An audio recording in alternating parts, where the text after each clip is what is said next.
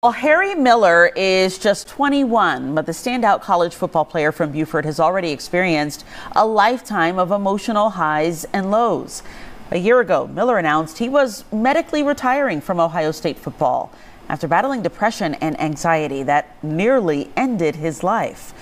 The Fox Medical Team's Beth Galvin is here with his story, Beth. And Christine, Miller's tweet announcing his medical retirement was just over 700 words. And he explained that he was walking away from football because he was trying to save himself.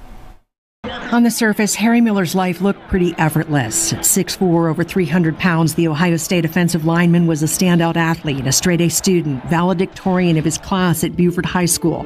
But behind the scenes, Miller says for years, he had been struggling. I first saw a psychiatrist when I was 8 years old. He was dogged by feelings of hopelessness and emptiness. And you have no idea if they're normal, if they're not normal. Miller's depression stabilized in high school, but at OSU, the stakes got higher. Yeah, Harry Miller, the #2 center, is excited. They're excited about his future. Off the field, he was majoring in mechanical engineering, hoping to one day become a Rhodes Scholar. And that meant, my GPA matters, my performance matters, in which case every test feels like it's life and death, because if I mess this up, then how is this going to affect my GPA? How is this going to affect my application? And then every game feels like life and death because there's millions of people watching, and now there's agents watching, and your future life depends on everything. By his junior year, Miller had reached a breaking point. I was like, I cannot do this anymore. I will not do this anymore. I'd rather die than keep doing this. It sort of felt like just closing your eyes and walking into traffic.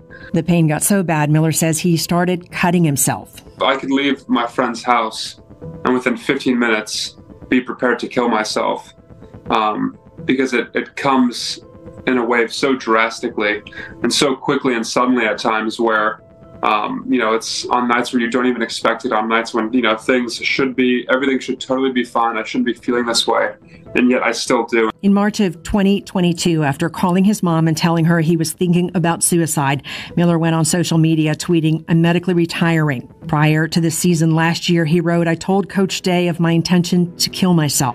Head coach Ryan Day immediately helped Miller get into treatment, and a few weeks later, he was back on the field. He writes, "I tried my luck at playing again with scars on my wrists and throat. They are hard to see and they're easy to hide, but they sure do hurt. There was a dead man on the television set, but nobody knew it." Now, a year after stepping away from college football, Miller's doing well, working with organizations like Children's Healthcare of Atlanta's Strong for Life program, where licensed therapist Jody Baumstein says they're seeing more and more younger children who are struggling. They're experiencing big emotions and lots of stress, and they don't have the tools to be able to tell us and name it. Be talking super regularly about feelings and about what we're experiencing, because when we do that, we're teaching kids that this is normal.